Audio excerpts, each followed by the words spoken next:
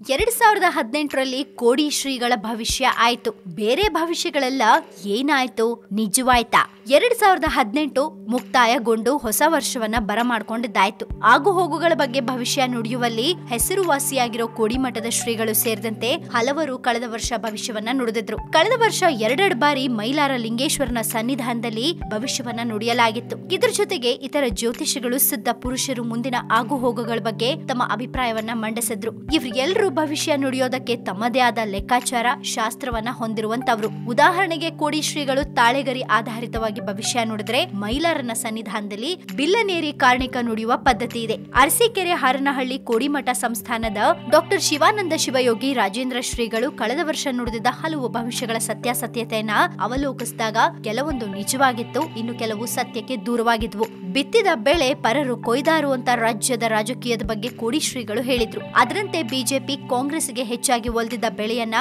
ಪರರು ಅಂದ್ರೆ ಜೆಡಿಎಸ್ ಕೊಯ್ದುಕೊಳ್ಳಲಿದ್ದಾರೆ ಅಂತ ಅರ್ಥೈಸಲಾಗಿತ್ತು. ಅದರಂತೆ ಎಚ್.ಡಿ. ಕುಮಾರಸ್ವಾಮಿ ಸಿಎಂ ಆದ್ರು. 2018ರಲ್ಲಿ ಇತರರು ನುಡಿದ ಭವಿಷ್ಯಗಳೆಲ್ಲ ಏನಾಯ್ತು?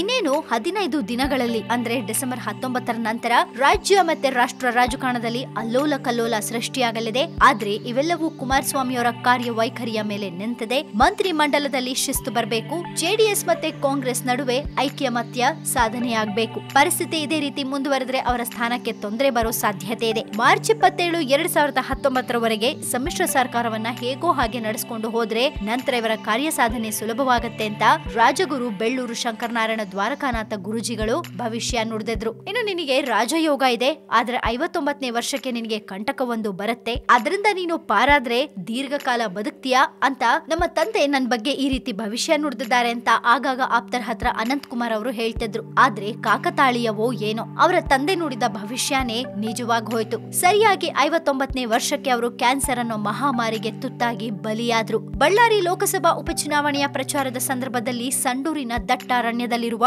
ಅನ್ನಪೂರ್ಣೇಶ್ವರಿ ಮಠಕ್ಕೆ ಹೋಗಿದ್ದ ಸಚಿವ ಡಿ.ಕೆ. ಶಿವಕುಮಾರ್ ದಿಗಂಬರ ತಾತಯ್ಯನವರ ಹತ್ರ ಚುನಾವಣೆಯಲ್ಲಿ ಗೆಲುವು ನಮ್ಮದೋ ಅಥವಾ ಶ್ರೀರಾಮುಲು ಅವರದ್ದೋ ಅಂತ ಕೇಳೋಕ್ ಹೋಗಿದ್ರು. ಗೆಲುವು ನಿಮ್ಮದೇ ಅಂತ ತಾತಯ್ಯ ಭವಿಷ್ಯ ನುಡಿದು ಹರಿಸಿ ಕಳಿಸಿದ್ರು ಅಂತ ವರದಿಯಾಗಿತ್ತು. ಇನ್ನು ಆಯುಧ ಪೂಜೆಯ ದಿನದಂದು ಹಾವೇರಿ ಜಿಲ್ಲೆಯ ಮೈಲಾರ ಲಿಂಗೇಶ್ವರನ ಸನ್ನಿಧಾನದಲ್ಲಿ ಕಾರ್ಣಿಕ ನುಡಿಸುವ ಪದ್ಧತಿ ಇದೆ. ಒಗಟಿನ ರೂಪದಲ್ಲಿ ಮತ್ತೆ ಒಂದು ವಾಕ್ಯದಲ್ಲಿ ಹೇಳುವ ಈ ಭವಿಷ್ಯವನ್ನ ಜನರು ತಮಗೆ ಬೇಕಾದಂಗೆ ಅರ್ಥೈಸ್ಕೋತಾರೆ. ಸರ್ವರು ಸಂಪಲೆ ನಾಡೆಲ್ಲ ತಂಪಲೆ ಪರಾಕ್. ಇದರರ್ಥ ನಾಡಿನಲ್ಲಿ ಮಳೆ ಬೆಳೆ ಚೆನ್ನಾಗಿರತ್ತೆ, ಎಲ್ರೂ ಕ್ಷೇಮವಾಗಿ ನೆಮ್ಮದಿಯಿಂದ ಬದುಕ್ತಾರೆ ಅಂತ ಅರ್ಥೈಸಲಾಗಿತ್ತು. ಹಾವೇರಿ ರಾಣೆಬೆನ್ನೂರು ತಾಲೂಕಿನ ದೇವರಗುಡ್ಡದ ಗೊರವಯ್ಯ ನುಡಿದ ಭವಿಷ್ಯ ಇದಾಗಿತ್ತು. ಗೊರವಯ್ಯ 20 ಅಡಿ ಎತ್ತರದ ಬಿಲ್ಲನೇರಿ ಕಾರ್ಣಿಕ ನುಡಿತಾರೆ.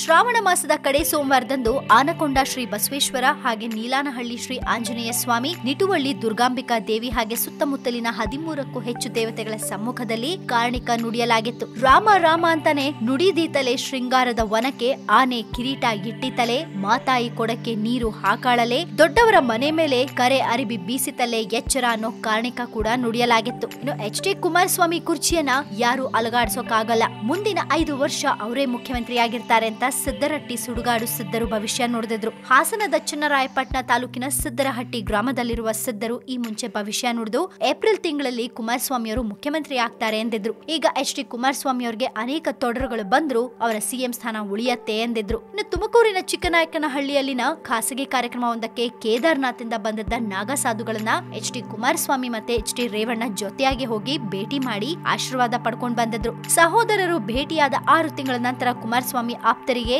ನಾಗಾ ಸಾಧುಗಳು ಫೋನ್ ಮಾಡಿ ಭವಿಷ್ಯ ನುಡಿದಿದ್ರು. ರಾಜ್ಯದ ಅಪ್ರತಿಮ ದೈವ ಭಕ್ತ ಕುಟುಂಬವಾದ ದೇವೇಗೌಡರಿಗೆ ಈ ಬಾರಿಯ ಚುನಾವಣೆ ಶುಭ ಸೂಚಕವಾಗತ್ತೆ ಅನ್ನೋ ಭವಿಷ್ಯ ಕೂಡ ಹೇಳಲಾಗಿತ್ತು. ಇನ್ನು ಬಳ್ಳಾರಿ ಜಿಲ್ಲೆಯ ಐತಿಹಾಸಿಕ ಸುಕ್ಷೇತ್ರ ಮೈಲಾರ ಲಿಂಗೇಶ್ವರನ ಕಾರ್ಣಿಕೋತ್ಸವದಲ್ಲಿ ಆಕಾಶದ ಕೆಳಗೆ ಗಿಳಿ ಕುಂತಿತ್ತಲೆ ಪರಾಕ್ ಅಂತ ಗೊರವಪ್ಪ ಕಾರ್ಣಿಕ ನುಡಿದಿದ್ರು. ಆರಂಭದಲ್ಲಿ ಮೈಕ್ ಸಮಸ್ಯೆಯಿಂದ ಮತ್ತೆ ಅಲ್ಲಿ ನೆರೆದಿದ್ದ ಭಕ್ತರ ಗದ್ದಲದಿಂದಾಗಿ ಬೇರೆಯ ರೀತಿಯಲ್ಲಿ ಅರ್ಥೈಸಲಾಗಿತ್ತು. ಆದ್ರೆ ಆಕಾಶಕ್ಕೆ ಗಿಣಿ ಕುಕ್ಕಿ ಕುಂತಲೆ ಪರಾಕ್ ಅನ್ನೋ ಕಾರ್ಣಿಕ ಅಂತ ಹೇಳಲಾಗಿತ್ತು. ಹೀಗೆ 2018ರಲ್ಲಿ ಹಲವರು ಈ ರೀತಿ ಭವಿಷ್ಯ ನುಡಿದಿದ್ರು. ಜೊತೆಗೆ ಆ ಭವಿಷ್ಯ 2019ಕ್ಕೂ ಕೂಡ ಮುಂದುವರಿಯುವಂತೆ ಭವಿಷ್ಯವನ್ನ ನುಡಿದಿದ್ದಾರೆ. ಇದರಲ್ಲಿ ಕೆಲವೊಂದು ನಿಜವಾಗಿರಬಹುದು, ಕೆಲವೊಂದು ನಿಜವಾಗಿಲ್ಲದೆ ಇರಬಹುದು. ಆದ್ರೆ ಮುಂದೆ ಏನಾಗತ್ತೆ ಅನ್ನೋದು ಮಾತ್ರ ಕುತೂಹಲವೇ ಸತ್ಯ.